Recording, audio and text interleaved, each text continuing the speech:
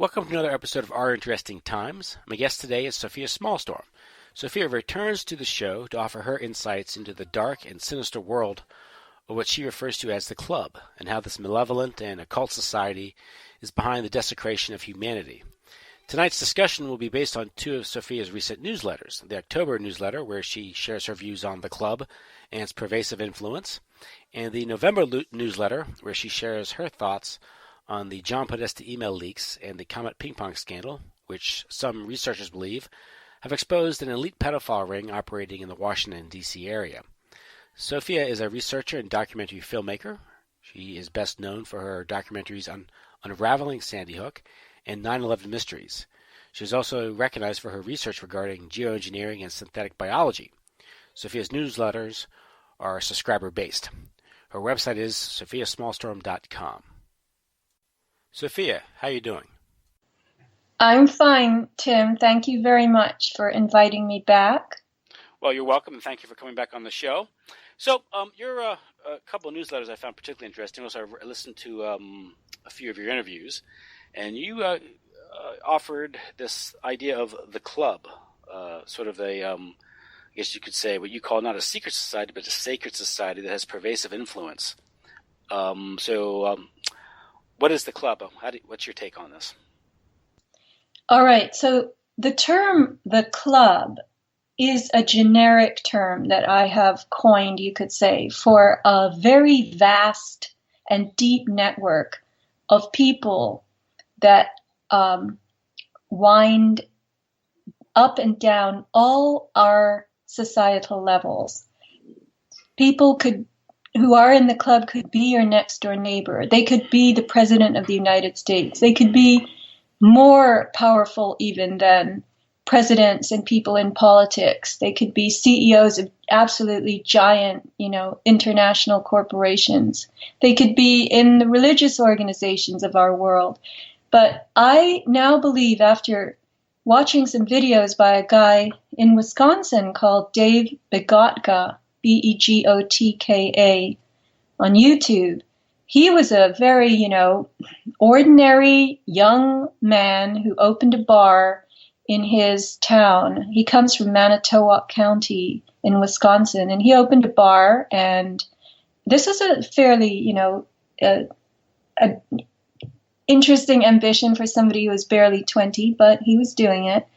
And he would be visited on a regular basis by these guys, these businessmen and people, teachers from the high school, and they would keep inviting him to join the Good Old Boys Club. And this was actually the Eagles Club in town. You know how we have Masonic lodges and Elks lodges, and we've got Kiwanis, Rotary Club, Knights of Malta, these kinds of things that I always thought were hangouts for retired people, places where you played bingo and you smoked a few pipes and cigars and you just, reminisced about old times. But apparently they're not. These are doorways into business networking on the most, superficial level. But then they become much deeper and darker the deeper you are inducted into these organizations, which is apparently based on selectivity. Not everybody is invited into the bowels of the Elks Lodge. But in order to become a member at all, in any of these organizations, they're fraternal orders. You have to take some kind of oath. There's always a Bible, an altar, some, pledge to remain absolutely mum about what goes on behind closed doors. There's a priest present, and one has to be of a certain sound mind and moral character in order to be invited to join. And I was surprised when I was researching these clubs that the people who, for instance, in Dave Begotka's town, it was the Eagles Club. And the Fraternal Order of Eagles was founded in 1898 in Seattle. And members of the Fraternal Order of Eagles throughout history have been people like Teddy Roosevelt, Franklin Roosevelt, Harry Truman, John Kennedy, Jimmy Carter, Ronald Reagan, J. Edgar Hoover, Walter Mondale, Earl Warren, Father Edward Flanagan, who founded Boys Town, Billy Ray Cyrus, Jimmy Durante, Bob Hope, Arnold Palmer, and even Art Rooney of the Pittsburgh Steelers. So, I was thinking to myself, well, that's a lot of influence.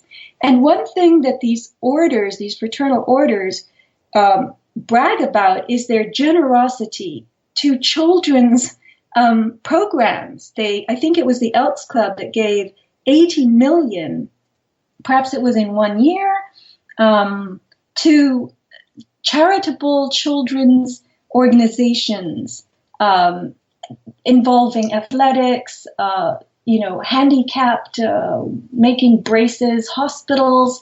Everywhere children are, these people are gravitating and giving. And anyway, so this club thing, we talk about in our parlance in this alternative research, we talk about conspiracies and secret societies, but I stumbled in my research across the term sacred society, and I think that's the real nature of these clubs. They conduct sacred rites, rituals, and activities, and on the deep levels, in the deep basements where they consort with Satan and all this stuff that not every member even knows about, but has heard rumors about, there is real darkness going on, which incorporates and includes what I think people call magic with a K, and is satanic and very different from what the average citizen in, Averageville, USA could even imagine or dream of. So you have these clubs, which you described that they as having, being designed along Freemasonic lines or rituals, rings within rings, multiple levels, depths you can go into, or however you want to phrase it. But they're also posing as charitable, benevolent organizations. And they also include membership among, whether it's local elite, prominent businessmen, politicians. These are the type of organizations that you'd want to join if you want to get ahead, like you said, networking. So that's the background of these organizations. Now, in your newsletter, you do get into the story of this Mr. Bagotka, is his name? Yeah. Dave Bagotka. And he's offered membership into one of these clubs after he witnesses an assault on a woman on the lake there. Is it Lake Michigan? Yes. Yeah. In fact, this is a very famous rape case involving a man called Stephen Avery, which was circling the internet. Stephen Avery was charged with the rape of one of the local women from Dave's town. And Stephen Avery was apparently not guilty of this, yet he was incarcerated and served quite a number of years before advances in DNA proved him innocent. And so what Dave witnessed on the shoreline of the lake, that I guess is right there in Manitowoc County, one of the Great Lakes, Michigan, he witnessed a woman running with, half naked down the beach with blood all over her and screaming. And the police were already summoned because her husband had said she had gone jogging and she hadn't returned and she was missing. So Dave bolted into the sand dunes to see what was in there, because that's where she had come out from. And he saw, much to his shock, all these businessmen from the town hiding in the bushes, and they had regular clothes on. These were not policemen. He had seen a lot of cars at the site earlier when he was riding his jet ski, and he didn't quite know why. But he also saw someone who was picking stuff up out of the sand, and he realized that that was an individual, later he realized, who greatly resembled the person charged with this crime, and that may have been the true rapist. And so this was a spectator event for the club. The, spectacle of Mrs. Bernstein, I think her name was, being raped. And afterwards, somebody else was charged with this crime, forced to do time in prison, and then exonerated. And Avery brought a $38 million lawsuit against the county, the sheriffs, because of the false charge and the incarceration.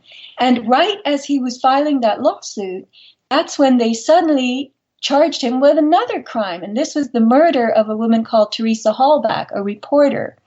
And he and his nephew are now doing a life sentence each for this. And it turns out when you investigate this all that you can about Stephen Avery, that this appears to be another false charge, but this is the power of the club. They just don't want to accuse one of their own, and they will victimize innocent people for their own crimes, and they control the police and the courts and politics and media and you name it. They've got members there. Now, the Steve Avery, he is the subject of that popular show, Making of a Murder. That's right. It's on Netflix, but there was a documentary made. I don't know how closely it follows this case, but he was the subject of the making of a murderer. Mm-hmm. I guess to convince us that, yeah, he went from rape to murder. But the fact is, there were so many people, I think some like 500,000 people who signed a petition to free Stephen Avery and acquit him of these charges. But, what struck me, Tim, was that this club thing exists everywhere. And what was happening to Dave after he witnessed these events on the shore of the lake, when he opened his bar, he kept getting these visits from these older men. And, they showed him photos of themselves, I imagine. They showed him photos of naked men doing sexual stuff to one another. And they said, you have to join the club. Don't you want to? Look at these pictures. And he said, no, I don't want to join this club. And over, they would pay him visits at his bar, and they would get very, very insistent. They would yell at him. They would tell him, you better join the club, Dave, or else something is going to happen. And that something that happened was the tragic murder of his manager, Marianne. He had also been receiving information from Marianne that while she was managing the bar, the same men would come in and they would say, you better get Dave to join the good old boys club, which was the Eagles Club. And she said, well, he doesn't want to. And she told him, they're insisting you join, Dave. I don't know why, but you need to know. They're getting ugly about it. And the next thing that happened was Dave Bogatka went on a hunting trip for 10 days, and this was before cell phones. And when he returned, his mother told him, Marianne died right after you left. She was found dead of a heart attack was the cause, covered with blood in her bed. And what had happened in his absence while he was on the hunting trip was that there was a giant party at his club, and all the booze was given away. At his bar, there was a giant party. All the booze was given away. Equipment was ripped out and, I guess, taken by people. And there was just a shell of a place left, and he had to declare bankruptcy, to say nothing of the murder of his manager or the death. And so this is the power of the club. So I guess the message was sent to Dave that if you resist our blandishments, our offers, it's a deal you have to take. In order, a deal you can't turn down. An offer you can't refuse, as the Godfather might say. And so his manager is found dead. They say it's a heart attack, natural causes, yet there's blood on her. Yeah, she was covered with blood, lying in her own bed, and they deemed the cause of death to be a heart attack. But there's one thing in the newsletter, I think, where Marianne is telling Dave more or less. She spells it out to him because he offers to go to the authorities, and she says something to him how futile that is. Yeah. She had been telling him, these guys keep coming in and they keep saying, you need to join the club. And from Dave's blog, it says here, On the last day Dave spoke to Marianne in person, she said she was sleeping with a gun because she was so fearful of these people, meaning the people who were constantly coming to the bar. Dave suggested going to the police, to which Marianne responded, "They are the police." So, he's driven. He's more or less, he's driven out of business, and he won't ever become a prominent business member of the community without joining the club. I guess that's the message we get from that. And to join the club, you have to be brought in and partake in their rituals or their whatever they do in secret or in the basement somewhere. And I guess that's one thing that's interesting. What you're describing is similar things we've heard about Skull and Bones and various other secret societies. This idea of clubs in various cities and locales. This is reminiscent of the lodge system of Freemasonry, and how societal or global control is maintained through the lodge system, whether it's intelligence or just being able to suborn or infiltrate, insinuate themselves at multiple levels of society, while the facade of normalcy is maintained. That's one thing that's most chilling about this. It seems to be a strategy that they seem to follow throughout the ages. Would you agree? Right. They can include people who would then end up protecting them because of the benefits that come with club membership, which is for those who are, ordinary, just good business contacts and the opportunity to network and profit and be more successful. Mm-hmm. And then for those who are inclined to other kinds of activities, there's Satanism, there's pedophilia, there's I don't know what else. I mean, it's just now we're learning that this trafficking and whatnot goes on in all the cities of the world. There are always these rings that are discovered and busted, and apparently the enjoyment of children and children's energy in a sexual way and a sacrificial way is something that these people do. And that, you see, Tim, we were talking before the show, that is the stuff of ordinary people's nightmares. This is not what ordinary people fantasize about during the day as they go about their business. Ordinary people protect their children. They have tightly knit nuclear families with the best interests of all the members in mind. They don't exploit their children. And what I'm learning now, much to my horror, is that a lot of the children involved in human trafficking and pedophilia and sacrifice, which is murder, it's, very ugly, gruesome, grisly murder of these children. It's often on film. And then those films are sold in the black market to people who pay lots of money to watch them.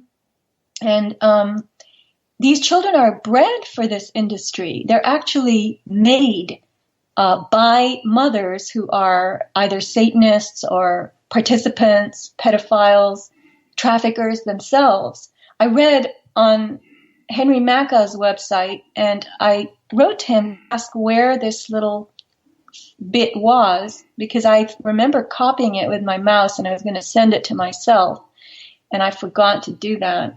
But it was on one of his posts, and it said that the prostitutes of Washington, D.C. often conceive babies, and they, of course, the fathers are the high-level elite politicians and so forth, and they first hit up the fathers for support, and then they donate these babies and toddlers and children to the pedophilia industry.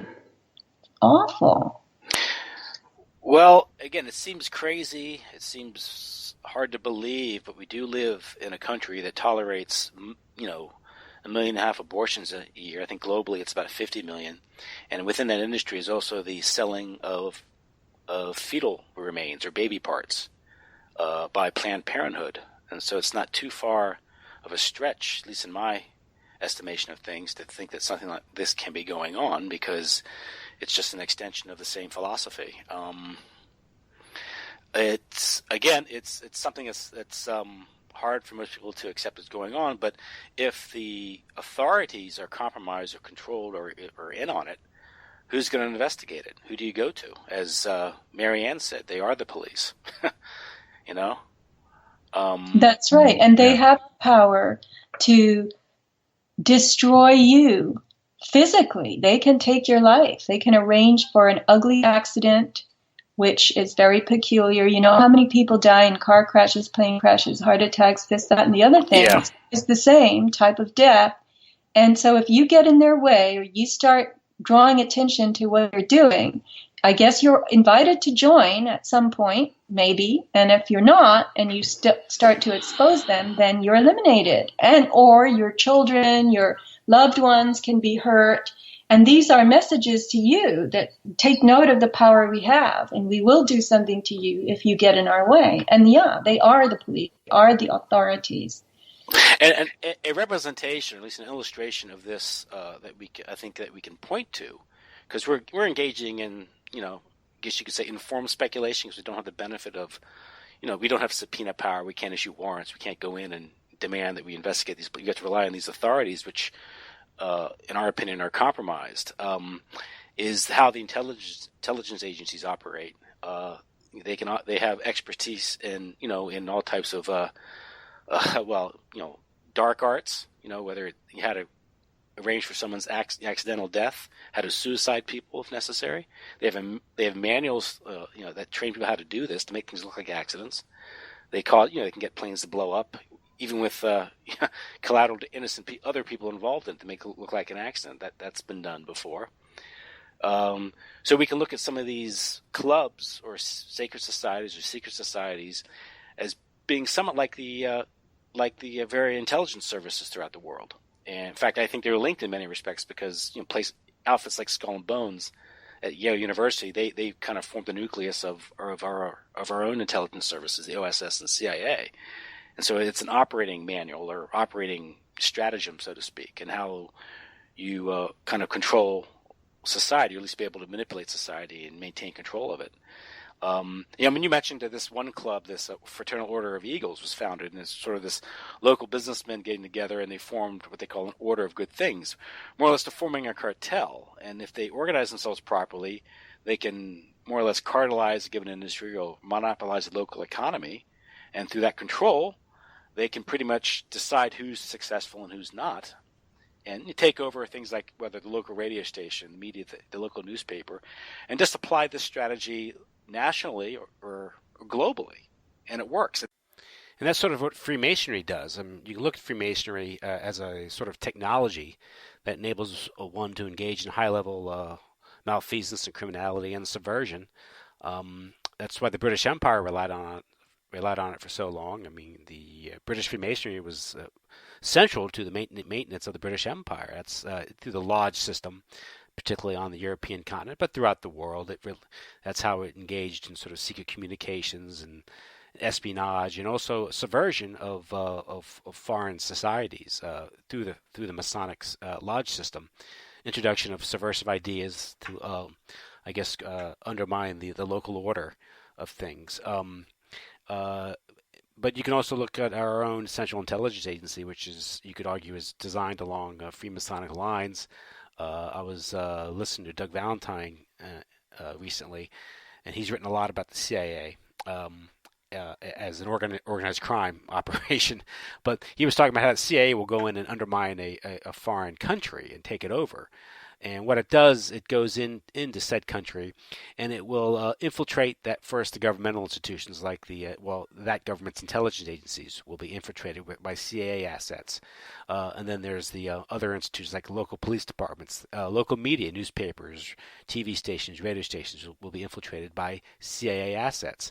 And even the civil societies, the civil society of foreign government, like the local Lions Club, will be infiltrated by CIA assets.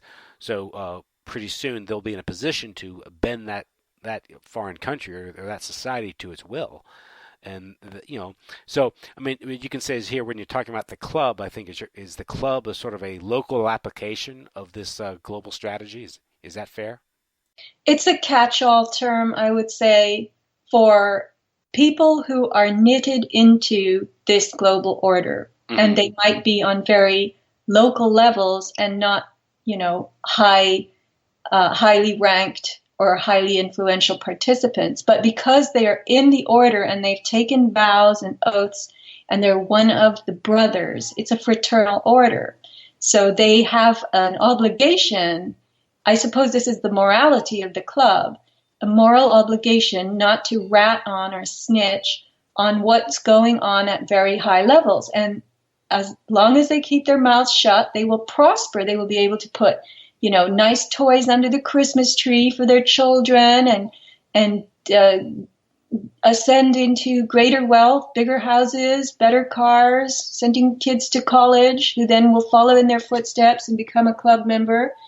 And so not every member of every club has to be a dark, cloak and dagger, blood-drinking pedophile, but it's those lower members that form the ranks of protection around what goes on at the top of the pyramid. I'm just speculating, and I use this term, the club, because it's the easiest term there is. Yeah, it's rings within rings, degrees, as in Freemasonry calls it, and they call them, I think, porch brethren, the people who are members of these organizations who may be deriving some sort of, professional or business benefit from this relationship, but they're there to provide sort of this, I guess, the outer, the facade, and they're there to maybe to dispense charity, and they're not really aware of certain things. And from what I understand is you can be invited into a higher circle, and if you demur, they don't penalize you. You just don't go any higher anymore. And this is how they separate those who are willing to do things, to do some of these things that are necessary to rise through the ranks, and those who aren't. But nevertheless, people maintain their membership. From what I understand, the Council on Foreign Relations is very much the same way, and so is the CIA. And I would imagine any other intelligence service throughout the world, where it's highly compartmentalized. It's need to know, and very few people are aware of the whole picture. Yet they're part of the machine. They're helping it operate. And as you say, people there's some benefits to belonging to it, and also some benefits to not making waves or making sure you don't ask inconvenient questions or problematic questions, and you just serve the system.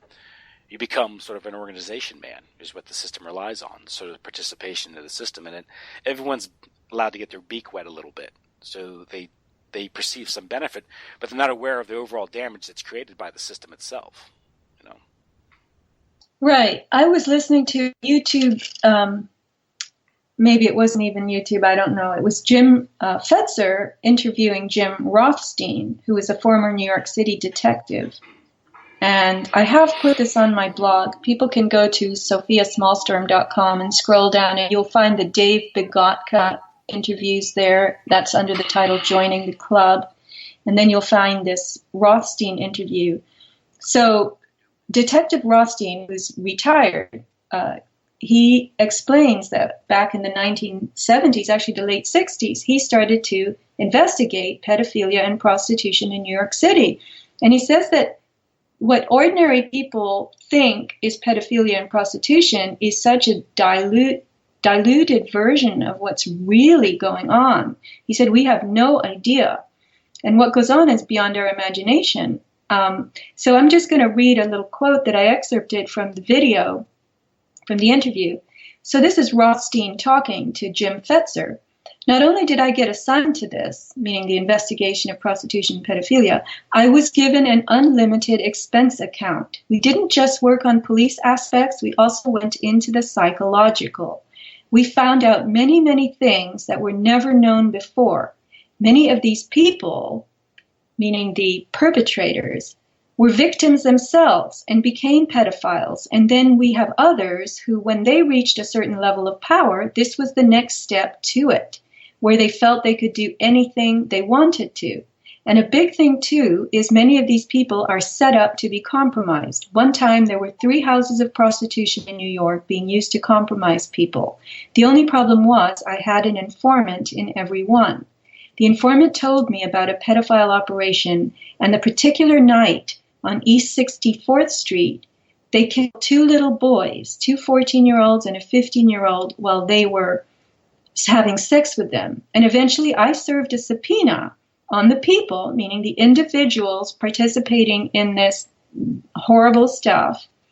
And it was covered up under the pretext of national security. And Rothstein says, I personally identified the man and personally served him with a subpoena in Locust Valley, New York, at the coffee shop by the railroad station. And before we could get back to the office, it was shut down. Yeah. And that's what you call the domino effect in your newsletter. Yes, that's another term of mine. And what I mean by that is that this power goes up the chain and down the chain. So as you head higher, toward higher levels of power, certain activities are offered as par for the course.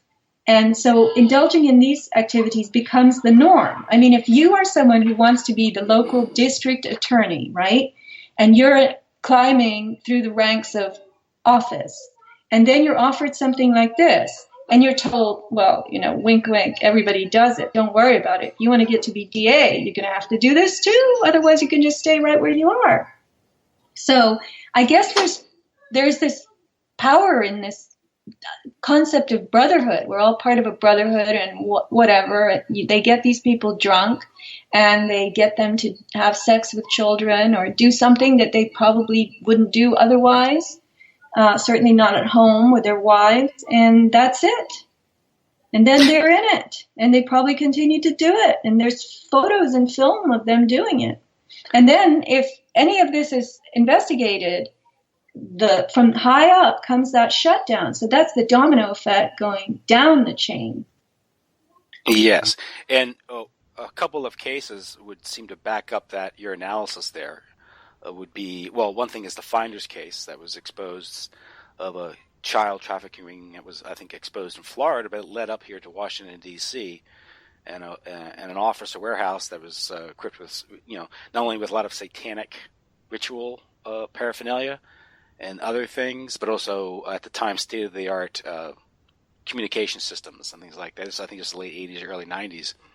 And that investigation was quashed in the name of national security, which means that it's probably a blackmail operation or some sort of operation that's feeding children to foreign dignitaries, businessmen, and such. And I think you're more than familiar with the Franklin scandal and how that also involved Washington D.C. call boy, human child trafficking, and also a blackmail operation here in Washington, D.C. that was run by one Craig Spence, another D.C. lobbyist. Or this one, he was a GOP lobbyist. But that he had parties at his house that was wired for audiovisual. And that appeared to be a blackmail operation. I think Deborah Jean Palfrey, her Cargill operation, was being monitored by the FBI, and according to some research, is being used by the FBI for blackmail operations, and she didn't get in trouble until she shut her operation down. They were using it for intelligence. So there's case studies here that we can, I guess we can infer that something like this, these things occur all the time, and as Detective Rothstein said, what he investigated. Of course, I think he was also part of the Son of Sam investigation in the 70s. I think that's still an open case, although it's cold. But I think it wasn't just a slow nut. I think that people who've done research on that, like the book The Ultimate Evil, Maury Terry's book, is that it had something to do with satanic rituals, Untermeyer Park, and murders out in California and South Dakota, and it also led back to some sort of what they thought was a snuff film operation, and that's where it is now. I think that it was a larger operation. Victims were being shot under streetlights, and the idea was they needed streetlights because someone was filming the operations. And so, I mean, there's a lot of, like I said, there's a lot of these cases suggest that that's what's going on here. It's all part of a real sordid industry and also intelligence. I think FBI whistleblower Sybil Edmonds has written about this as well, about how she was talking to an FBI agent who was doing background checks, I think, on judicial appointees, and she said that he told her that when they find dirt on somebody, the person who has dirt on them gets promoted. The person who's clean doesn't, because it's hard. How do you do business with an honest man? You know. So there's a strategy here. You know, it's almost like a plan to this type of operation. Now, Tim, I'm going to draw attention to something. You've given us a lot of indicators that something is going on. I was just watching a YouTube of a young girl who was a ritual abuse victim in her own home in England, and she has fled, and she's being safeguarded somewhere here in America. But she points out that when she tried to go to CPS, Child Protective Services, they didn't believe her. And it took a tremendous amount of effort, weeks and weeks. She was shuttled around in all kinds of foster care situations, and she finally managed to get to the United States, I'm not sure how, and ask for asylum. And so the point is that CPS did not believe what she had to tell them. Yet, CPS is the agency which, under the doctrine of parens patriae, which is a legal doctrine that gives the state power over any and all children, we have a new bill pending in California. It's following on the heels of SB 277, which is the mandatory vaccines. This one is called SB 18. It's engineered by the same Richard Pan. He's apparently a senator. And it's called Pan's New Bill for California, the Children's Rights Bill. So the state will define and demand what's appropriate in terms of care, education, nourishment, nutrition for any and every child. So the California legislature is declaring that all children and youth have inherent rights. They have the right to parents, guardians, and caregivers who act in their best interest, the right to form healthy attachments with proper adults for proper care and well-being, the right to live in a safe and healthy environment, the right to social and emotional well-being, etc., etc.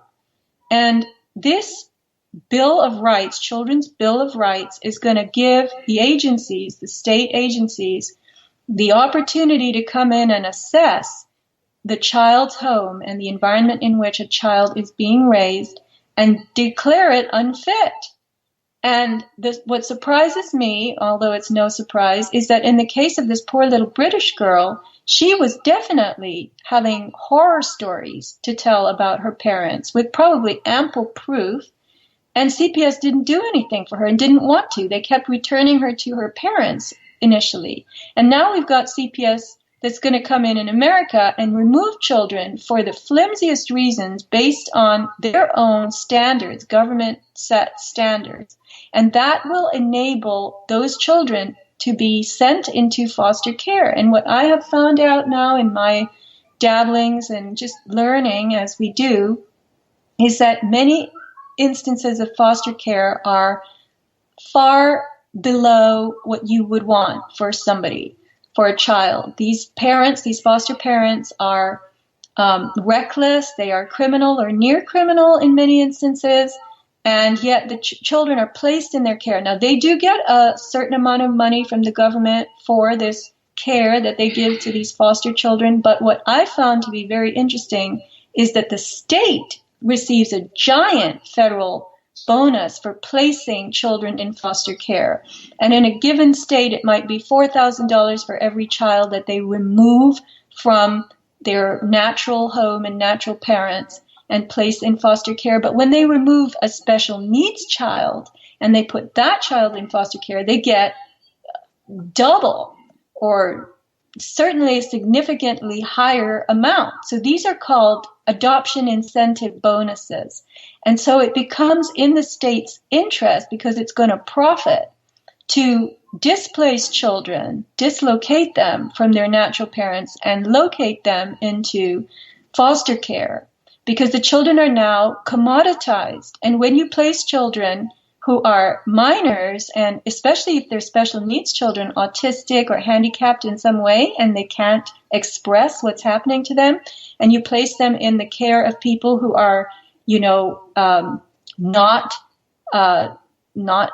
appropriate, meaning I'll just use the word near criminal or criminal, then you get the perfect setup for those children to be trafficked out to elites who are pedophiles, who will pay plenty of money for these activities with these poor children. And as long as the children survive this torture, they make tons of money. They're potentially worth tens of thousands of dollars. That reminds me of the what you just said there, the case of Georgia State Senator Nancy Schaefer, who was very critical of her state's child protective services.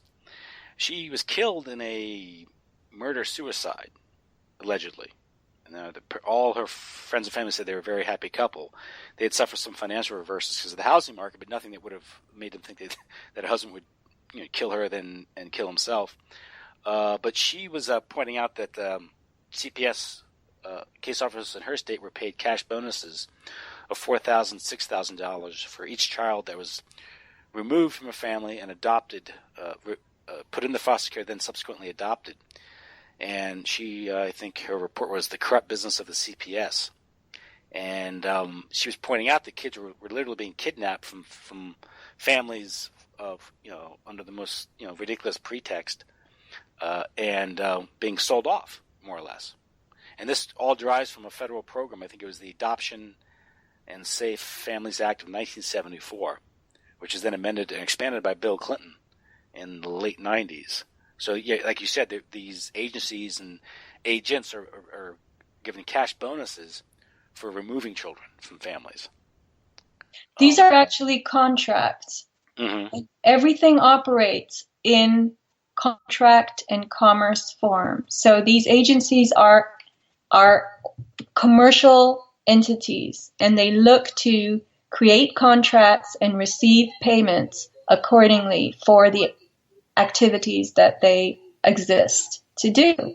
And so if they exist to protect children on the face of whatever that means, then they'll make money if they go around and remove children from their natural parents and place them with other people, because all they do is operate on contracts, commerce and contracts. So they have a contract. This cash bonus is actually a contract from the federal government to do this. And the federal government just borrows money ad infinitum, and the debt grows and grows, and that money is funneled down the pike to people who are willing to build the country and create it in the vision of this police state, New World Order, exploitive, harmful, ruinous society. Mm-hmm.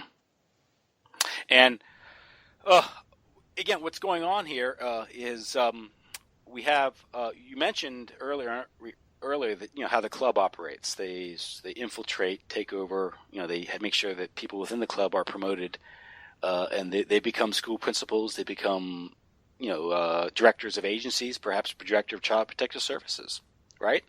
And once you get into these, once you infiltrate the bureaucracies of the various state agencies, you can again make sure that although child protective services is there to ostensibly protect children, you can almost twist it around and make an agency for harming children under the color of law and under the majesty of the state. And that's the ultimate position that someone, if you had malevolent intentions and ambitions, that's where you want to be. And it appears that child protective services, as the public schools, as the police, as the courts, have been suborned in many ways, many instances. And those who investigate these things usually don't turn out too well. They end up dying, or committing suicide, or being murdered, or dying in car accidents. If you recall the Franken scandals, the investigator for John DeCamp, who was spearheading the Nebraska State Legislature investigation, he claimed to have the goods on them, photographs and such. He'd gotten this stuff in Chicago and had flown up there under the pretext of going to the Major League All-Star game. I think it was 1989. And he had his own plane, so he flew up there with his son. And he talked to John DeCamp and said, "We got him. We have these photographs." More or less the smoking gun, but seems always missing in these cases. And his plane disintegrated in midair, killing him and his son. And his briefcase was never found. that was supposedly carrying the damaging information, and that's what happens to these people, if you get too close. That's right, but passports can fall out of planes hitting buildings in New York and survive those explosions and crashes, right? Well, if it supports the official narrative, yes. So, it's one of these things where it goes back to your idea. That's why I think that October newsletter was so insightful, because it gives us although you're speculating, but you're basing it on your understanding of how these other secret societies operate, how organized crime, how the mafia operates, is through a system of networking and various levels. You can effectively take over a society and make sure that you can engage in these things at a high level and with great frequency, and with a high degree of confidence that you're operating with immunity. And if you can operate with immunity, you can kill with impunity. Who's to stop you? So, Tim, what's interesting to me is that these activities can be comfortably pursued as long as people are assembled and incentivized, which means money usually, to form the blocking panels on the lower level against prying eyes, right? So they can pay contracts, and the people who go to work for Child Protective Services, by the way, in Schaefer's research, she found that an enormous number of the child CPS agents were dubious in terms of moral character themselves. So it's like one big old club again. But on these lower levels and mid levels, money is used as incentive and reward. But I am wondering, okay, so on the very high levels where they actually drink the adrenalized blood of tortured victims, many of whom are children, and they engage in human sacrifice and, indescribable sex acts with children, including babies, what they're really getting out of this. And it's not something I want to spend all my time wondering about, but this is where they split from the average person. Yeah, because most people understand the principle follow the money, and that's sort of economic determinism. But that works. I think that works for the general society in keeping people in line. But you're right, at this elite level or inner circle, if you will, we'll call them elite. There's some sort of there's a spiritual, sort of a metaphysical level to this that's hard to understand. I've heard the idea of them drinking blood with adrenaline in it, and if you torture an animal, in this case it's called a child, unfortunately, is an animal in their eyes, and with fear you get adrenaline, and there's some sort of high you get, from what I understand. Now, I don't know if that's I've read about it. Unfortunately, I've never witnessed it myself, but it gives us a sort of a look into the vampiric nature of these, the parasitical or vampiric nature of these people, if they are indeed engaged in such things. I remember the Atlanta child murders. Not John. What was his name? I forget. The researcher. The kids went missing in Atlanta. This was in 1980, and I guess Wayne Williams was the fall guy for that. People who've researched that said they really couldn't have been a one-man operation there. He seems to have been a fall guy. But there's some speculation that perhaps children were being harvested for interferon of some sort of experiment. Not that, coupled with maybe some sort of psyop in the Atlanta area with with idea of serial killers and this stuff. I don't know if you're familiar with the late Dave McGowan's research regarding serial killers, how one element of it might have been a psyop designed to sort of terrorize the nation, to further the sort of strategy of tension, if you will, to bring it further promote a police state mentality, to atomize society, to stifle the formation of communities. Kids don't go out and play anymore. They're very protected in these things. And that's one way you can make a society more atomized and more, more easily managed through fear. But It's hard. Yeah, it's really. I mean, again, it's at that level. It's hard to understand because you're.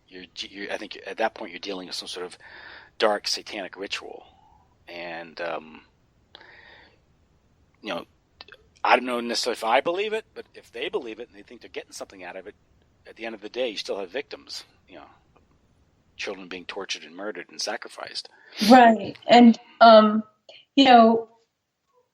this whole idea of Satanism. If you tell your next door neighbor that there's Satanists all over the place, and it might be the police chief in town, it might be somebody in a high level of government in your state, or many people, they're not going to believe you.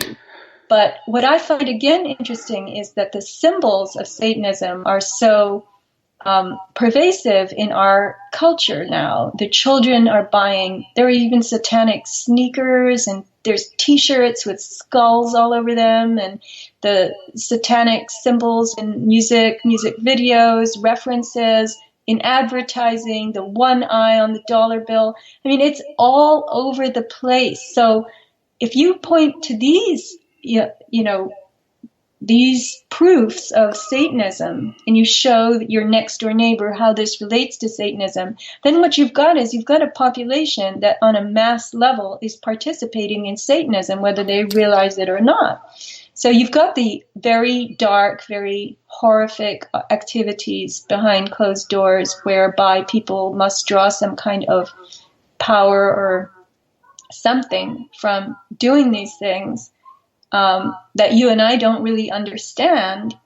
But you've got our nephews and nieces and neighbors and our own children buying this stuff with this symbology all over it that they don't know is part of that market. Yeah, and one level of Satanism has been described to me is it's not necessarily worship of a deity or entity itself, but it's self-worship. And maybe if to get people to become self-worshiping, maybe you are serving the devil or Satan. That's the old joke, was that the best trick the devil ever played was convincing people he doesn't exist. But if you look at society itself being driven towards sort of this narcissism that we see being promoted everywhere. Of course, we have TV shows like Lucifer, I think, where Satan is the protagonist. You have these, a few years ago, you had, of course, this trend of teenage vampire movies. These, my estimations, sort of silly romantic teenage, where the vampires are good, and of course that's all. The whole zombie craze is a part of that as well. Sort of degradation of society, the devaluation of human life, getting people conditioned to killing their fellow man without any concern because they've been dehumanized. But if you like, you make a good point. If you gear society towards sort of this debt finance consumerism which is producing sort of these narcissistic individuals, that's part of what a lot of these TV shows do. Whether it's the True Housewives, Real Housewives of New Jersey, or Cutthroat Kitchen, these competitive shows that they're promoting, sort of this ruthless approach towards life without any empathy. And in a sense, you are everyone, to the extent that people embrace that outlook on life, they have become de facto Satanists, although they may not realize it themselves. Yeah, they're promoting competition as opposed to cooperation. And I think that the basic, qualities of human interaction are cooperative rather than competitive. And you see this in a very banal example. If you walk up to anyone just about and you say, "Do you have the time?" they will dig in their backpack or their purse or their pocket for their cell phone. They'll even turn it on if they have to tell you the time, right? In the old days, they used to flip their wrists and look at a watch. But now they actually go to a greater length to do that. I'm not sure why, but people want to help you out for a simple favor like that. Yet in our society, even in school, the whole way our society is structured, we are taught to compete with one another. And you've got to do better than this one. You have to make more money. You have to get the highest grade. You have to, go to a better college than Johnny, your best friend, or something. And it's very sad. And we see this competitive drive, which they've taught us drives us to excel. I don't think so. I think it leaves you very alone at the end of the day, at the end of your life. You know, when you have amassed a big McMansion with granite everything and 3-car garage, and all your teenage kids are off in their own cars with their friends watching music videos on their phones. What do you have left? So I just want to mention something because you mentioned Lucifer. Somebody drew my attention to a class of enzymes called luciferase. They're actually making these enzymes commercially available now. And these enzymes are oxidative, meaning they take up energy and express themselves as bioluminescence. Like the firefly uses an enzyme to create light. And they've actually named this enzyme luciferase. Yeah, it's pretty amazing, isn't it? And so in the last, one of the last interviews I did with Sage of Quay, it was about biological darkness. And I don't know if we want to get into that, but I do believe that the cycle of night is of great interest to these perpetrators of doom and destruction, because it's during the night that things are degraded and biodegraded and degenerated by organisms, you know, like molds and fungi. They work best at night. But these people are Lucifer worshippers. And Lucifer is the angel of light. It's the angel of the nighttime light, the light of the moon, which is qualitatively different from the light of the sun. It's a silver frequency versus a golden frequency. And it, as a friend of mine said, it's the frequency that calls out the coyotes, the vampires, the moles, and it's the frequency that makes everything fall apart, which is part really of the natural cycle, because that degeneration gets turned into nutrients for the organisms that thrive in the light of the sun. But these perpetrators, as agents of Lucifer and worshippers of Lucifer, this is the light they worship. They worship the light of darkness, the light that comes out at night. Do you see what I'm saying? Because everything they do is at night. They have their nighttime rituals. They dress in black. So all their destruction is this. It's oxidation. In biology, oxidation means loss of energy. Yeah, and of course, that's sort of is the oxidative stress, which causes so many human ailments. That's a whole other topic, but how all the stressors that we're subjected to, our biology is subjected to with modern life, tends towards poor health, and of course supporting the medical industrial complex, which seems to be a whole other part of their business plan. I listened to your talks regarding biology, the darkness versus light and sunlight versus moonlight, and how they serve two different purposes. One promotes life, one breaks it down. And obviously, if you're promoting darkness, you're all the time, you're going to cause, without the rejuvenation, you're just going to get a breakdown. But this leads us into this your November newsletter, where you focused on this Podesta emails and this Pizzagate scandal, which seems to have revealed what many people believe reveals or exposes a pedophile ring operating in Washington, D.C. Now, I think you've talked a lot about the details of it. I think we're familiar with the emails, the strange wording, which make no sense literally, but they do make sense if you understand some of these words, hot dogs, pizza, as code words for pedophilia, which I think the FBI recognizes as code words for pedophilia, and the strange love that this Comet Ping Pong operation run by Mr. Elefantis has, or interest it has, with children, which is odd.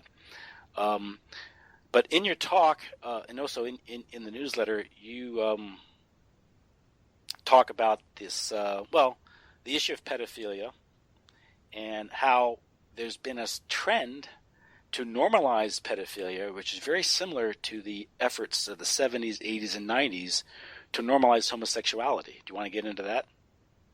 Yes, it's very pervasive, and they're going to keep repeating it and repeating it and repeating it, just the way they did with the gay movement.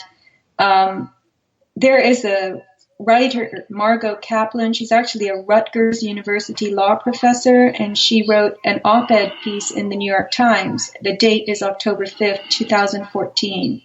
And Margot, you can Google it, Margokaplan. So she states in this op-ed piece that people actually live with pedophilia. They have a shame about it. It's simply a sexual attraction to prepubescence, and that it can be viewed as a mental illness. But our laws don't serve these people properly, because when these people should, for whatever reason, commit the crime of pedophilia, at least the article seems to believe that pedophilia, once it's actually committed, is a crime. That's when the agencies come after these victims of this mental illness and punish them, but that there should be recognition of the fact that there are many people who are pedophiles. Now, I'm quoting Margot Kaplan, who never do anything. They never act on their impulses. And so there's an organization, Virtuous Pedophiles, and this organization provides support for pedophiles who don't molest children and who even believe that sex with children is wrong. So these would be inactive or non-practicing pedophiles, and that pedophile is a status. Pedophilia is a status. It's not an act. So when you get to the point that it's an act, then you've crossed the line. And so I think what she's trying to advocate is that we should have sympathy for pedophiles, and we should allow them to be appropriately employed. This is what she calls it. We should hold them responsible for their conduct, but not for the underlying attraction that they have to live with, that dogs them and causes them to, retreat and skulk around and hide. We should bring all this out into the open. So that caused me to start wondering about, well, if they've got Virtuous Pedophiles, an organization, they might end up with an organization called Celipeds, celibate pedophiles. And you might have a principal of a school who's a celibate pedophile. Don't worry, children, because he's never touched a child in 25 years. He's a good man. He's safe to be around. Well, what we're getting in society with this attempt to normalize or sympathize with pedophilia, it's being being entertained in academia. There's also what we've seen, of course, in recent years, is this sexualization of children, which has occurred in entertainment, in fashion, with music, obviously, whether it's Miley Cyrus or Britney Spears a few years ago, her music video, dancing around, sexually in a plaid skirt, looks like a Catholic schoolgirl's uniform. Of course, in the 70s, we had this introduction of sexual education, with the goal, I guess, of the stated goal of reducing teenage pregnancy. Of course, it's gone up 400% since then, as the programs have become more explicit. I think it was in the 70s when Life magazine put on the cover, teenage pregnancy, and because Time magazine had a cover, children having children. So all of these things seem to have sort of a revelation of the method to them, where by addressing the topic, by making it an issue that we're supposedly concerned with, that everyone's talking about, we're actually promoting it, and we actually aggravate the problem, which might be the goal, of the social engineers. If you recall, with AIDS, the AIDS scare of the 80s, it became a pretext to implement very graphic sex ed courses for adolescents, school-age kids. And I believe I came across this when I was reading Nancy Turner Banks' book, The AIDS, Diamonds, and Empire. I think you've interviewed her, and you read that book, right? Yes, Yeah, it's a very thorough book. yeah. And she was talking about AIDS, and of course the problem of the AIDS virus, HIV being the source of AIDS. It's a lot of controversy with that, but I don't want to get into that right now. But she was talking about it was the 1989 National Research Council, which produced a study that was funded by the Russell Sage Foundation, the Rockefeller Foundation, the usual suspects, U.S. Public Health Service, and it was AIDS, sexual and intravenous drug use. And I think it read something like the epidemic necessitates the rapid mobilization of the community to counter the spread of this illness and disease. There's the fear factor there being utilized. And through this fear, they were able to implement these sex ed programs, which otherwise parents would have rejected or would have opposed. But you tell people if the kids don't learn this stuff, they're going to contract AIDS. They'll acquiesce to it. But in the report, it actually stated, if I can get the report, it says, what is not yet known is how to introduce fear in the right way in a particular message intended for a particular audience. Acquiring that knowledge will require planned variations of age education program that are carefully executed out and then carefully evaluated. The report went on to express how to attack societal moral values related to speaking and writing about sexuality in explicit terms. Again, they were advocating the direct attack on our children when they stated, despite recent indications of great increased tolerance of sexual explicitness in the media and literature, the reluctance remains strong in much of the population, and it is particularly strong in the instance of that education of children and adolescents. So they're using the crisis of... I'm sorry, can you hear me? It just cut out briefly. I heard introducing the crisis of... Oh, good. Okay, sorry. They're introducing the crisis of AIDS to introduce all this sexual explicitness with kids. So already you have, we're not talking about secret society stuff here. We're not talking about Skull and Bones. We're not talking about the club. Nor are we talking about Freemasonry or the Elks Club or the Eagles Club or some sort of satanic, secret society. This is the U.S. Public Health Service, the Rockefeller Foundation, the Russell Sage Foundation, our public schools, intentionally sexualizing all children under the cover of a public health measure, but normalizing all this stuff with the children. If you, this has been occurring for decades, under the guise of official policy.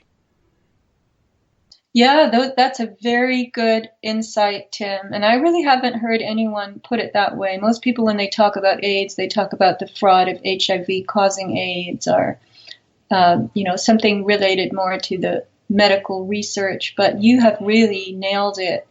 Excellent. That's exactly what they did. And now, sorry. And one other thing is this case with Comet Ping Pong Pizza. So now we get this scandal of pedophilia that's thrown out to the public. We're kind of aware of it, but we're never really going to get an investigation of it. Never going to get some sort of... No one's going to close the book on it. It's just going to be out there. I was talking to a couple people regarding, there's an alchemical process that goes on with this revelation of the method. I think it was, we saw this with this Clinton scandal with Monica Lewinsky, how with the Starr report, first of all, the whole Kenneth Starr was fixated on the Lewinsky angle and ignored the Mena, Arkansas, the real stuff, with the drug dealing and what they were doing in Mena with the FBI, with the CIA and the Bushes. But by fixating on the sordid sexual details of Clinton's affair with Monica Lewinsky and getting into the news, everyone was talking about it, getting into the meaning of sex is, and everyone's talking about fellatio in public, and it's being debated on the news shows, and pretty soon the stuff is being talked about in front of middle school kids. And they found out that in the wake of that scandal, there was a marked increase in sexual activity, particularly that sexual activity, among middle school kids. Mission accomplished. You see? Very interesting. And Michael Hoffman, in his book, Secret Societies, he had an intro on this. He's talking about it's sort of this revelation of the method. And then you got into this because, well, first of all, let me get you in your newsletter. If I can get to the highlights, is is in that October newsletter, you close it out with a discussion, about, if I can get to it in my notes here. It's about how society comes to accept this. We don't do anything. How with Comet Ping Pong Pizza, the club has signaled society that they're doing this. And in our inaction, we sort of relieve them of the karmic effect of their sordid activity and almost ratify it if we don't do anything about it, despite the fact when it's revealed to us. We're sort of signing on to it. Do you have your newsletter there? Can you read that section to us? Yes, I'm going to read 2 paragraphs. Yeah. The title of this section is The Silence of the Lambs.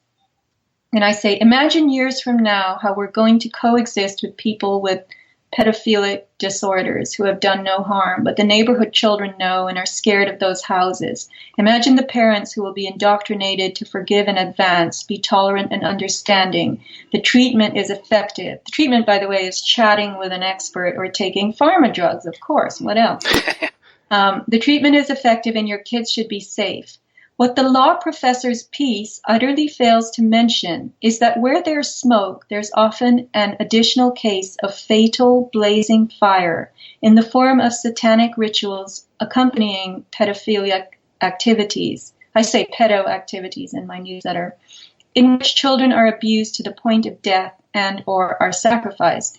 Not a word of this, and I bet that if pedophilia is eventually legalized, this depraved underworld will remain completely hidden, the stuff of crazy YouTubers' imaginings only. By leaking the Podesta emails to us and watching the resulting storm grow into a typhoon, the club has sent us an invitation to respond. With its debunking of the typhoon as fake news, the sheeple will blink and go back to their daily grazing, TV, shopping, Facebook. The typhoon is the reaction of a small minority whose cries will likely be obliterated by the vast enveloping silence of the lambs. Thus the club will gain its requisite karmic permission to carry on with its secret/sacred affairs, for they did let us know, they gave it all to us, but as a collective we fail to react, object, oppose them. It's about scope, numbers, the majority versus the few. Yeah, and then you finish it with your discussion. You're talking with a lady friend of yours regarding the Franklin cover-up, and after I guess going over some of the sort of details, she sort of said, "Well, it's not my children. I have my own children to worry about. I'll let you worry about those children." Yeah. Yeah. She actually said, "You can worry about other children in the world. You're good at it. You can worry for me." I remember this. I could not even believe it. And what struck me is when I read that part of your newsletter, it reminded me of something that Michael Hoffman wrote. He wrote Psychological Warfare in Secret Societies, I think. And he says he writes the idea of revelation method from a perspective of the British intelligence, as he says. He says about revealing some of these scandals. He says this demonstrates, this is from the standpoint of one of the, members of the secret society or a member of British intelligence is the context that he's writing, but this is what he writes. He says, this demonstrates one of our simpler methods. Realizing that our activities will sooner or later come to light, we structure our activities so that as conspiracy researchers unravel them, they will release information in such a way that it mirrors our initiatory procedure. In this way, the more we are investigated, the more the masses of people are psychologically processed by the people who seek to expose us. The meme that constitutes our structure is then successfully mimicked within the consciousness of those who investigate us. Success can then be measured precisely to the extent that our work is exposed, in quotes, in quotation marks. And so when some of these scandals occur and there's no real investigation, no punishment, no consequences for these actions, society is nevertheless exposed to the scandalous nature of what these people are doing. It gets out there, it gets talked about, just like as Bill Clinton's affair with Monica Lewinsky led to an increase in oral sex among middle school students. these scandals about pedophilia, when nothing is really done about it, in a sense, sort of normalizes it. And I had this. I was thinking about this over the Christmas holiday weekend. That the issue of transgenderism came up, and one, I guess not a, I guess one person who was attending this holiday dinner, Christmas dinner, was talking about the North Carolina situation, and a debate started about the bathroom issue and transgenderism and how are we supposed to handle this. And I was thinking, here we are, all adults talking about transgenderism around a bunch of kids. Oh, wow. When I was a kid, I never even heard of it.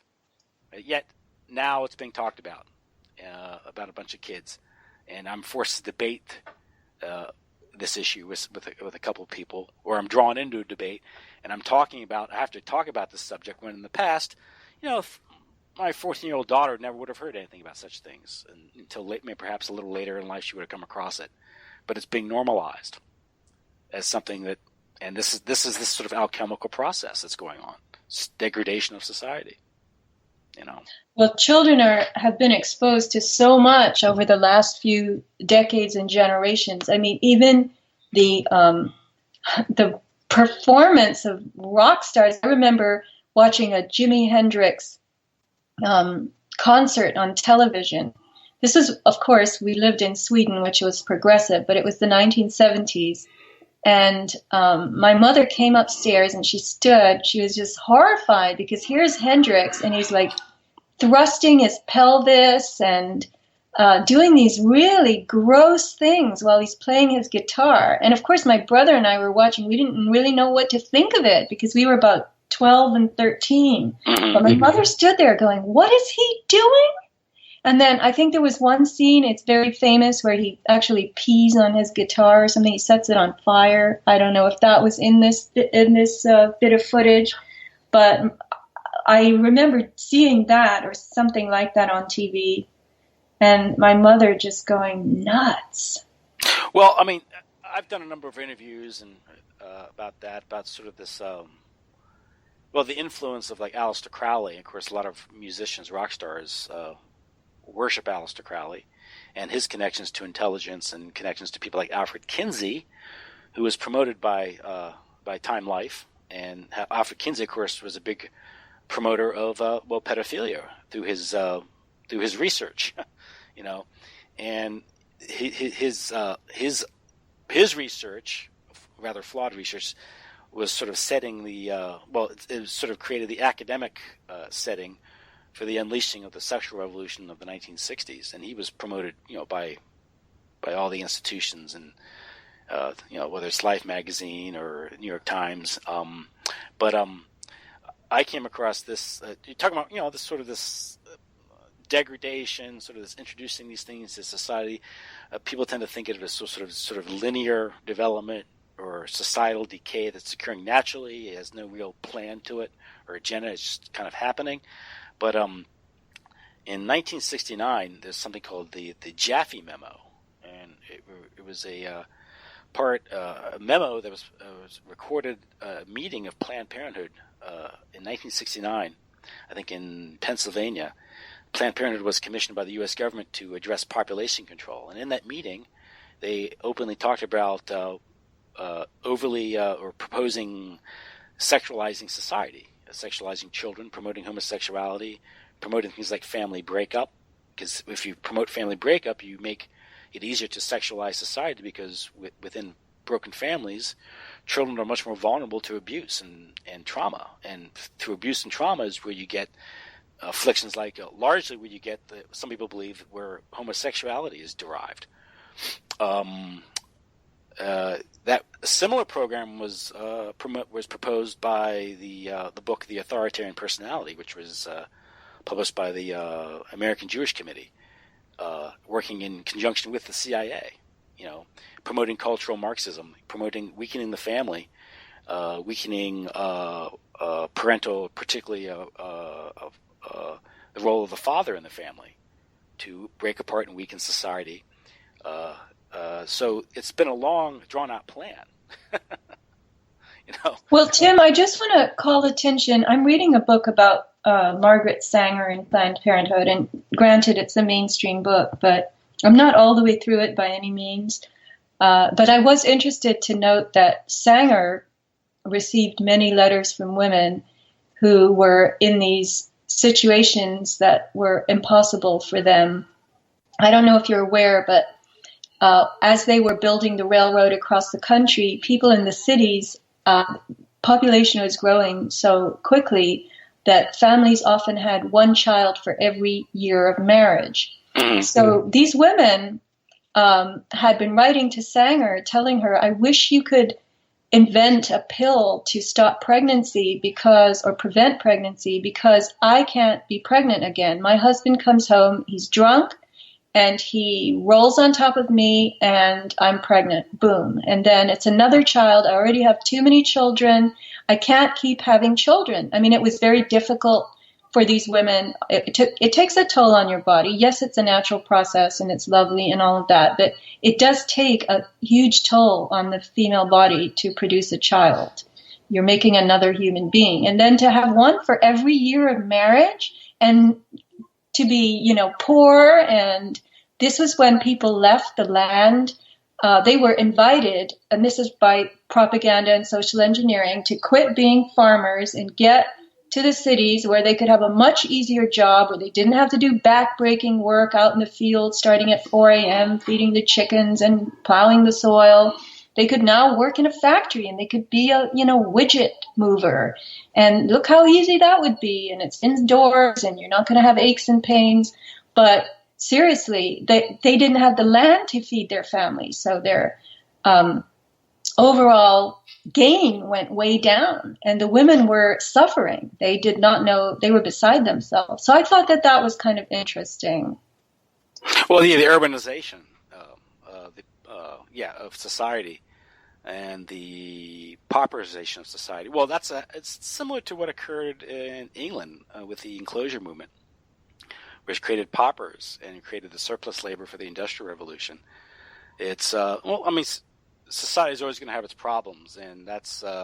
But there's ways you can exploit a problem to achieve an end, which isn't necessarily advertised. That's the Rockefeller Foundation is good at that, where they promote things like equality, right, or women's rights, and be liberated, go get a job and be liberated, as if that's liberation. And we're seeing what's happening today with that, where women are now have become wage slaves in many respects, and they don't have the benefit of a larger family, of a support system, or even extended families. One benefit of those rural communities was you had extended families, and you could have a support system. Whereas when they created the nuclear family, you were slowly cutting them off from their past, their lineage, their ethnic background, and they become deracinated. And they eventually became the middle class, where once they built the highway system and moved them into the homes and the tract homes of the suburbs, they were much more easily managed to convert them into sort of these addicted consumers that we see today. But largely what American society is today.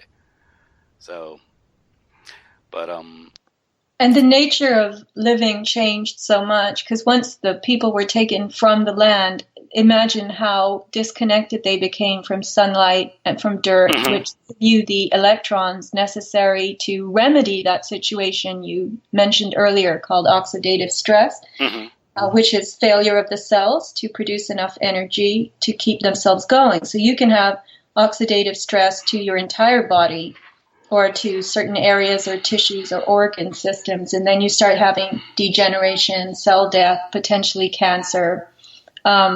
So when the people were taken out of the sunlight and the earth, from which they get electrons, this is called free electron transfer, and the photons of sun help to produce not just ATP in the cells, but vitamin D, which is necessary for God knows how many hundreds of biological activities that are crucial to good health.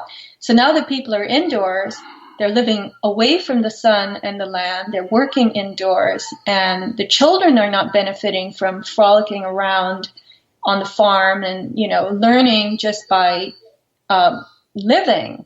The children have to be educated by the school system because they can't be sent out into the city streets where they would become pickpockets and worse, right? Mm-hmm. So the health status of the populace goes way down. They start to develop these modern illnesses, illnesses of degeneration. And all of that, it's just a big spiral. So it says to me that we need to be living in small communities in contact with land and light. Yeah, and we're not doing that. Yeah, and in a society or a community that's agrarian based, you're going to have local markets for food. It's going to be largely outside the money economy, but that makes these societies less manageable. You can't have globalism with these independent communities, they can still trade with the communities nearby, and even get some of the benefits of the city. Whether that's through the Sears catalog or something. There's a balance here, I guess, but yeah, you're right. You're not participating in life itself, and if you look at the people who one of the problems of living in the city is you're not familiar with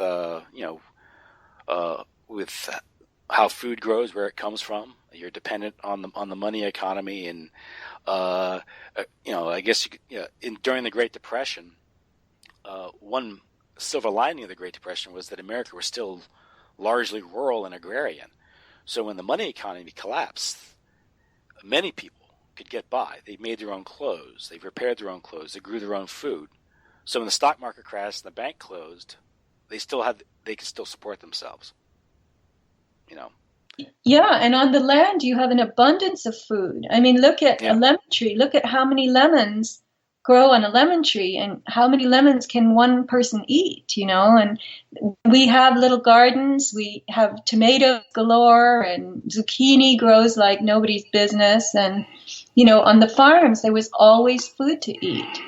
And by the way, I want you to know that I have a friend who's an organic farmer in Colorado, and she told me this year that from her entire crop of corn, now granted, she doesn't have huge cornfield, she only was able to get 2 edible ears of corn.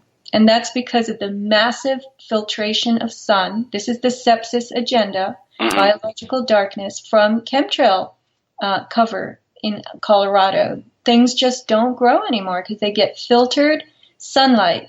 That's the equivalent of moonlight.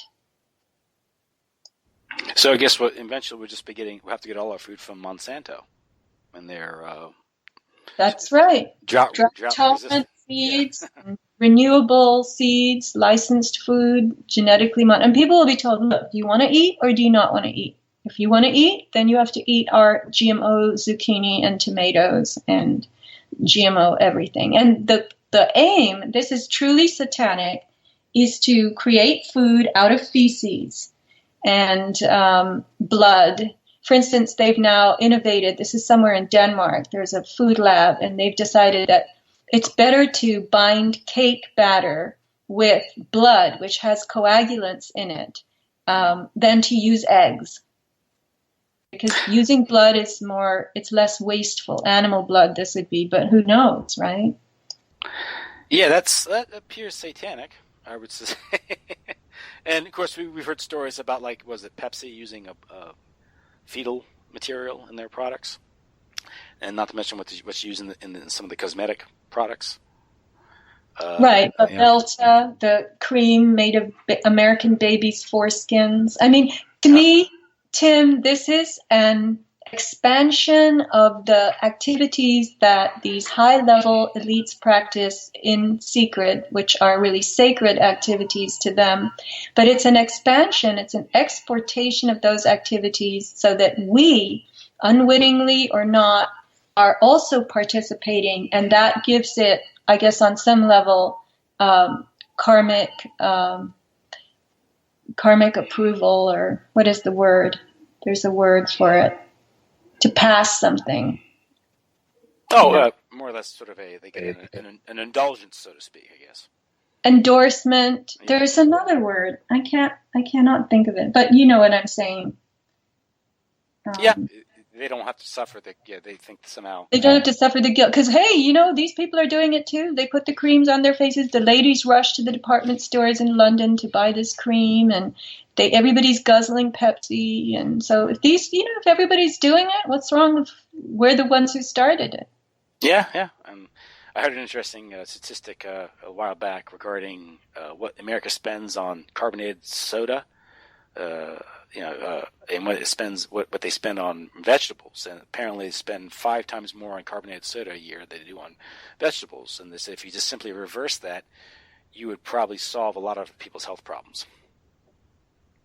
Just by of course, yes. And I will say that I just got a call from someone I know who told me she has cirrhosis of the liver. She's not an alcoholic. She doesn't even drink alcohol, and she has what's called non-alcoholic fatty liver disease. And this can develop due to drinking soda pop. Yep. So, there are so many, blind corners and things that today you're fine, tomorrow you suddenly have a toxic load that's insurmountable, and you start collapsing. And then where do you go first? You're taken to the hospital. I mean, this particular person was vomiting and, extremely ill. And it just came out of nowhere. And once you're in the hospital now, once you're admitted, they have the doctrine of parens patriae working in their favor. If you're, comatose or in critical condition, then it's their obligation to care for you in the best manner possible. But if you do actually sign into the hospital, then you have to submit yourself to their expertise, which is going to mean doing very expensive, exhaustive workups on you and treating you as they see fit, which, as we know, pharma drugs and their treatment for acute situations when you're in a hospital can be beneficial, but treatment for anything chronic or long-term is generally... Allopathic medicine does not know what it's doing, I'm sorry to say. Yeah, because they don't take anything like nutrition into consideration, or toxicities, because that would indict the entire system. Right. They don't stop to think that the pharmaceuticals they're pushing, which are, man-made chemical compounds, in some instances intended to imitate natural materials that have healed over the ages. For instance, aspirin comes from willow bark. Salicylic acid is known to relieve inflammation and pain. But anyway, these compounds that we're given in prescription form by our doctors, they all have a lethal dose. So this is a very interesting thing to look into. Investigating what lethal dose is. Lethal dose on a drug, it can say lethal dose 50, which means that 50% of the people given this drug at this dose will die. That's what lethal dose means, I believe. Have you heard of this? Yeah, I've heard that from a couple doctors. Explain that to me. And so every drug... Jennifer Daniels does a very good job of explaining this. She is a physician who lost her medical license in America. She lives in Panama. But doctors, she calls them licensed killers. The reason they have the MD and the license to practice is because they're taught how to dispense agents of death, meaning the drugs. And when she started to offer her patients, I find this very interesting, and I'll just sandwich it in. But she was concerned that she had a death rate in her practice. So along with lethal dose, you have this term death rate, which means every practicing physician is going to have some people die on him or her. It's a consequence of whatever. You could just have a patient who's very old, or the medication that they're taking doesn't agree with them, or their illness, manages to conquer them in the end. Yeah. But somebody is going to die on a yearly basis, and your death rate is 4. That's considered good. If it's higher, then that's considered to be whatever it is. But in her case, she did not want any death rate, any positive number at all. She wanted a death rate of 0.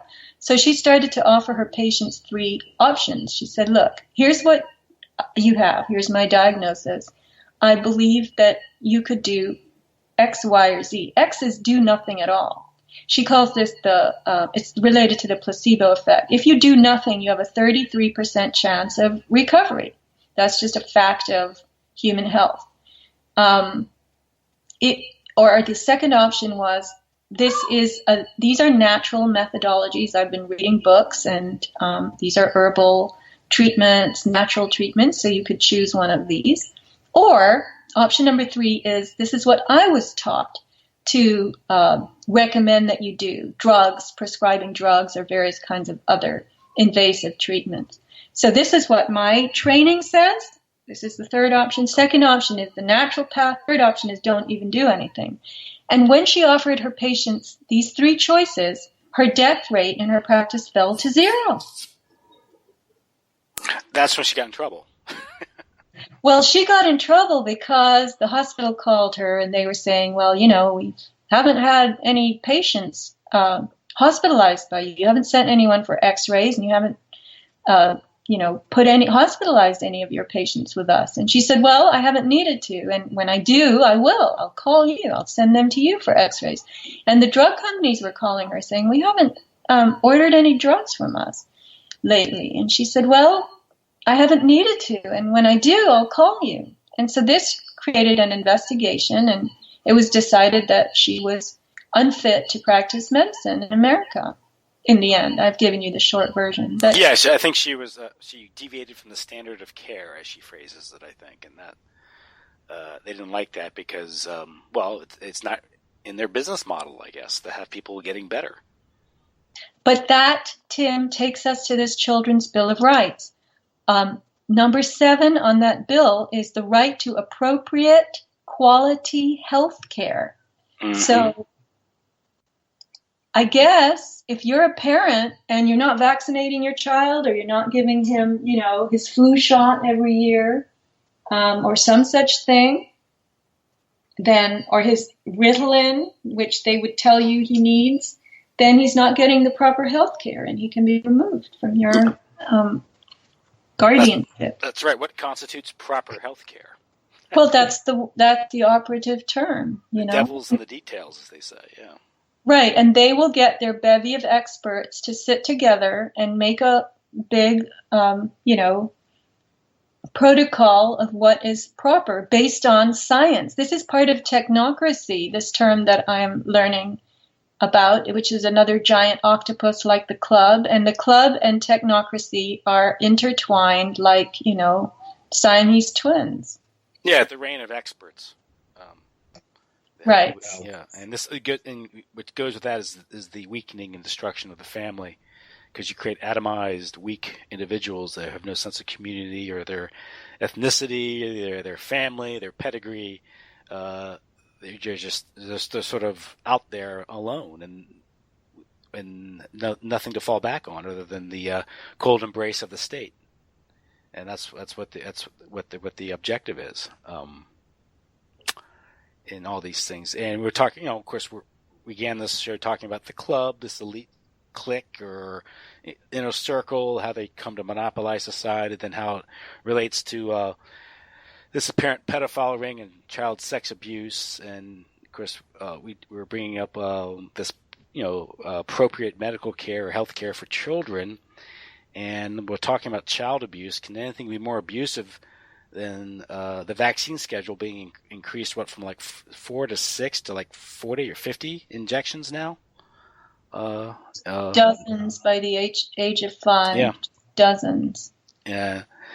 What exactly is that producing now? As we see, autistic rates skyrocket, other problems, allergies skyrocket.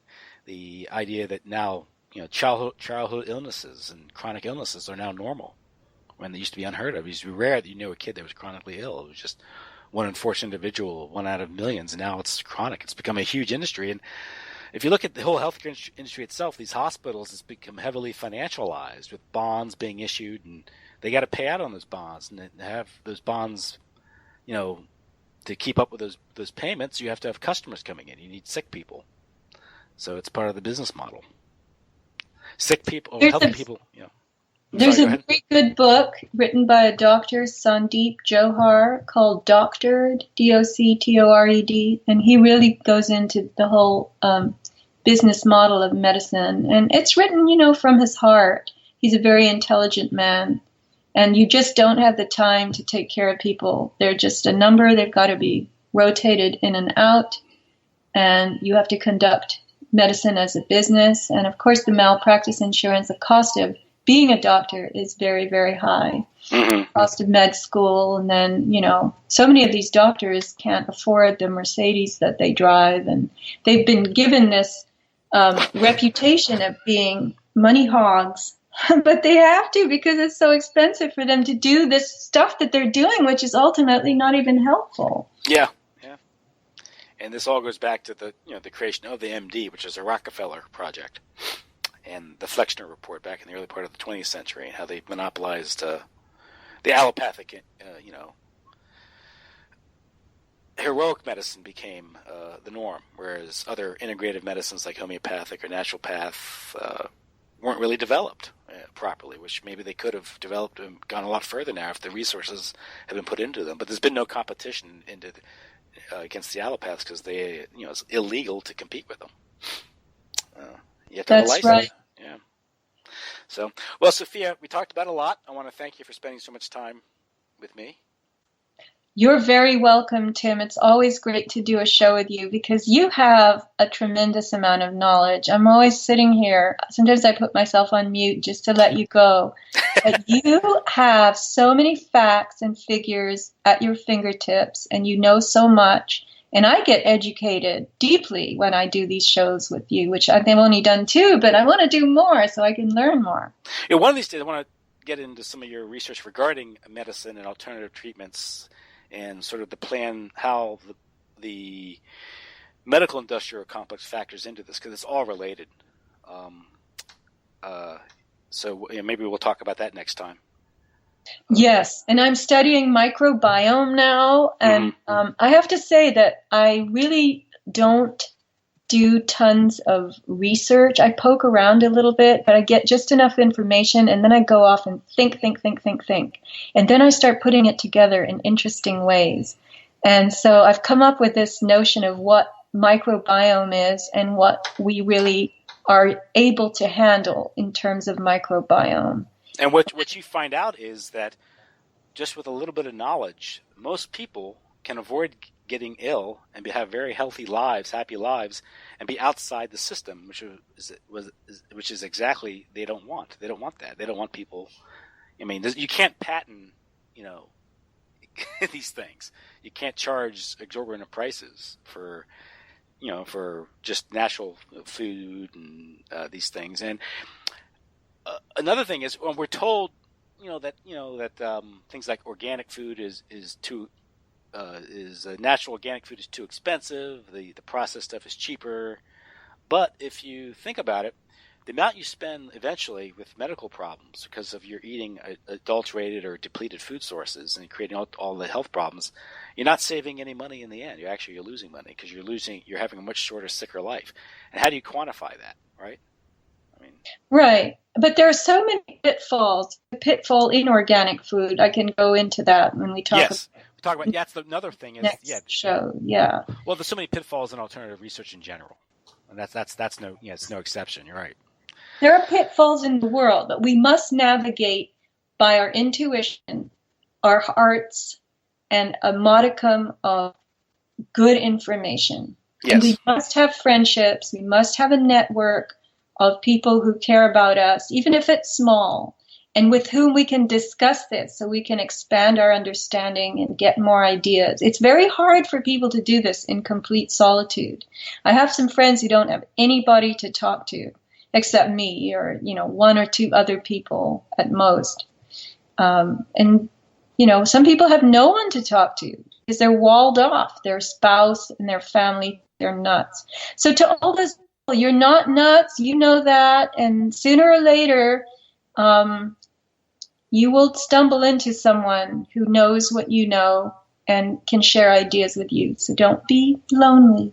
Yes. So, again, your website is sofiasmallstorm.com?